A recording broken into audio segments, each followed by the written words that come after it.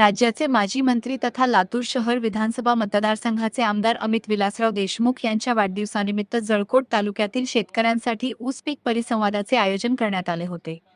26 मार्च रोजी सकाळी 11 वाजता द्वारका माता मंगल कार्यालय येथे पार पडलेल्या या कार्यक्रमात परिसरातील ऊस उत्पादक शेतकऱ्यांनी मोठी गर्दी केली होती. कार्यक्रमाच्या अध्यक्षस्थानी विलास सहकारी साखर कारखान्याचे संचालक अनंत बारबोले होते.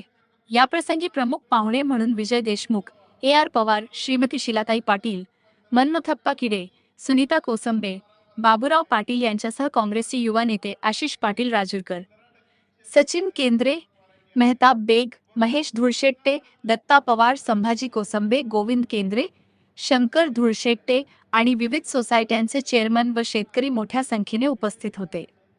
कार्यक्रमात उपस्थित कृषी शास्त्रज्ञ आणि मान्यवरांनी शेतकऱ्यांना ऊस शेती नफ्यात आणण्यासाठी अत्यंत मोलाचे मार्गदर्शन केले.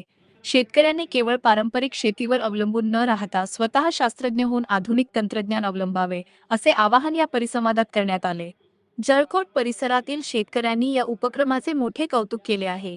एकमत डिजिटल करिता ओंकार सोनटक्के, जळकोट. ठरवलेलं उद्दिष्ट त्यांनी पूर्णत्वाकडे केलेलं आहे. दररोज 2,000-2,200 गाळपाची क्षमता असणारा कारखाना आज पूर्ण क्षमतेने 4,000 ओलांडून क्रॉसिंग करत आहे. आता ज्या ठिकाणी उल्लेख केला गेला, आशिया खंडातील पहिला सहकारी तत्वावर चालणारा साखर कारखाना फक्त 1 लाखाच्या शेअर्सवरती पश्चिम महाराष्ट्रात उभारला गेला. पश्चिम महाराष्ट्र सहकार चळवळ म्हणजे की पश्चिम महाराष्ट्र असं समीकरण होतं. परंतु ज्यावेळेस विलासराव देशमुख साहेब राजकारणात आले आणि त्यांनी पश्चिम महाराष्ट्राला मागं टाकून कारखानदारी क्षेत्रामध्ये, सहकार क्षेत्रामध्ये फार मोठी भरारी घेतली. मांजराव परिवाराच्या माध्यमातून अनेक कारखान्यांची उभारणी झाली. शेतकऱ्यांचं हित डोळ्यासमोर ठेवून निष्फळ भावनेने, त्यागीवृत्तीने त्याने स्वतःला संबंध कुटुंबियांचं झोपून घेतलं आणि एक एक कारखाने कसे नावलौकिकाला प्राप्त होतील, त्यांच्या कारखानदारीच्या माध्यमातून शेतकऱ्यांना आर्थिक उभारी कशी देता येईल, त्यांना स्वावलंबी कसं बनवता येईल, शेतकरी कुठेतरी लाचार न राहता तो स्वावलंबीपणानं, स्वाभिमानानं ताकपान करून कसा जगू शकेल, हेच डोळ्यासमोर ठेवून आज मांजरा परिवाराने पश्चिम महाराष्ट्राला या शिकता येईल अशा स्वरूपाची कारखानदारी त्या लातूर जिल्ह्यामध्ये उभा केली आहे. आणि अडचणी झाल्या. अडचणी जून जुलैमध्ये शक्य नसला तरी सुद्धा जून जुलैमध्ये वळवाच्या सरीमध्ये आपण सोयाबीन सारखं पीक घेत असाल, हिरवळीचं पीक घेत असाल तर ते पीक 60 दिवसांनी 90 दिवसांनी ते पीक काढल्यानंतर तुम्ही ऊसाची लागवड करा. काय होतं तुम्हाला एक उदाहरण सांगतो.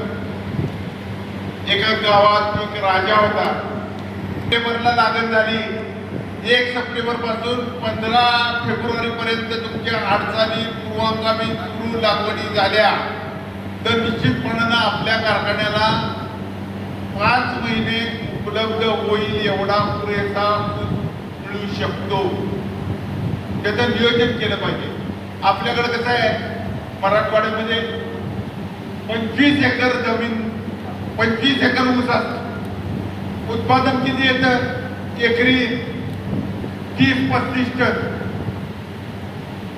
असं न करता आपल्याला उत्पादन 10 एकरातच 50 टन घेतलं, 60 टन घेतलं, 70 टन घेतलं, 80 टन घेतलं, 100 टन घेतलं तर ते आपल्याला फायदेशीर ठरणार आहे.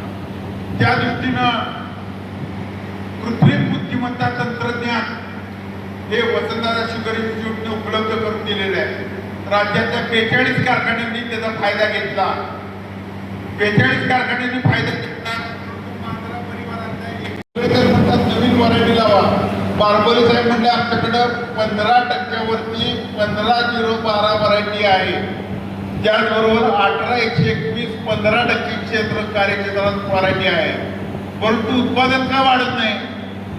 म्हणजे या नवीन जाती चांगल्या नाहीत का, असा आपला गैरसमज झाला असेल.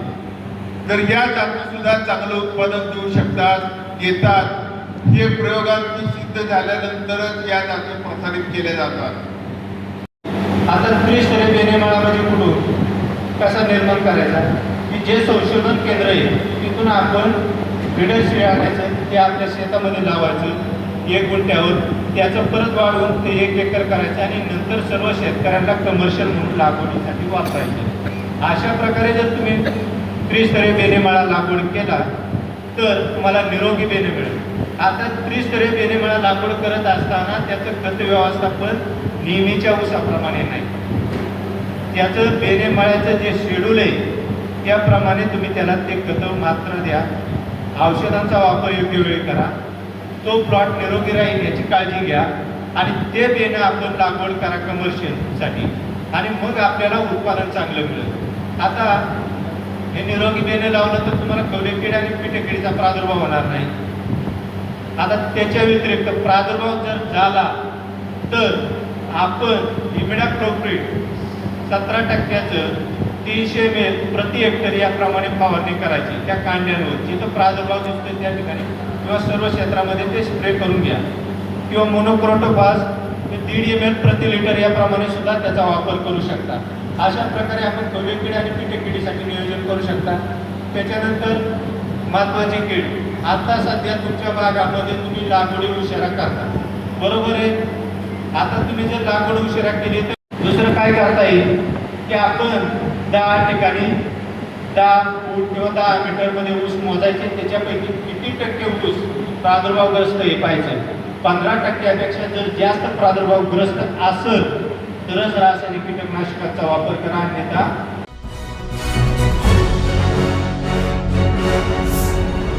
Thanks for watching Ekmat Digital.